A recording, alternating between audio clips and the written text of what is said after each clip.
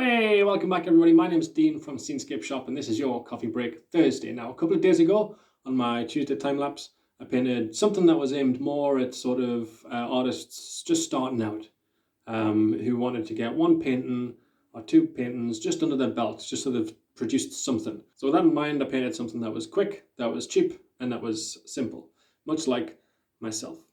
And I painted this for my Tuesday time-lapse. So this is called A Sure Thing. It's now available on eBay as original work of art and on Etsy as framed and signed prints. I have two techniques that I use when I paint. And the first technique is wet on wet, which we'll discuss next week.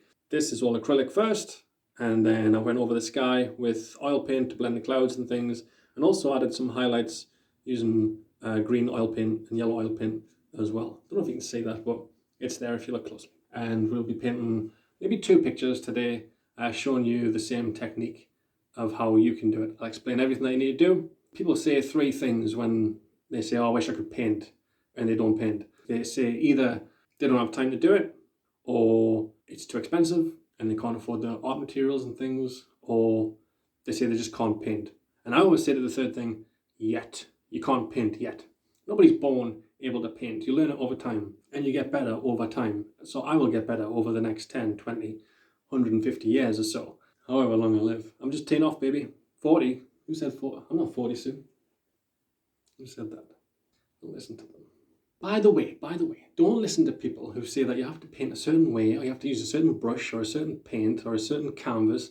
Your palette knife doesn't need to be made of gold. Your paint doesn't need to have a certain label on it. It doesn't matter what you use to paint. I've seen plenty of examples of amazing artwork painted with very inexpensive materials. I've seen plenty of examples of someone using the very best of materials producing some very shoddy artwork. So it doesn't matter if you spend a lot of money or a little money. It's what you do with it that counts.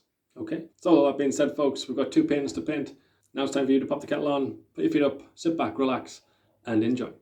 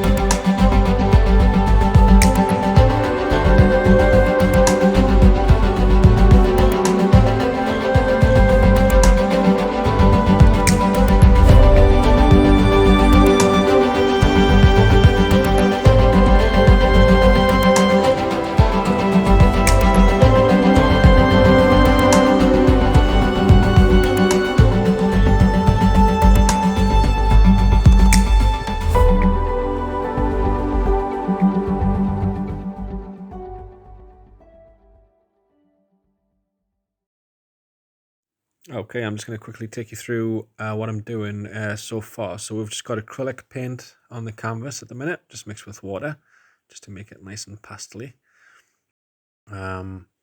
Next, we're going to move on to the acrylic, the silhouetted stage, just using black acrylic, black gesso. When you paint this part, all I do is I pull the paintbrush away from the canvas as it reaches the top. That just gives you the sort of grass effect, the blades of grass. And after this, we'll put some tree effects in, and then we'll go over the sky with some oil paint and cover some highlights of the field areas and the grass areas with some green oil paint as well. Don't forget to stay tuned for the second picture. Thank you very much for joining me, and I shall see you next time.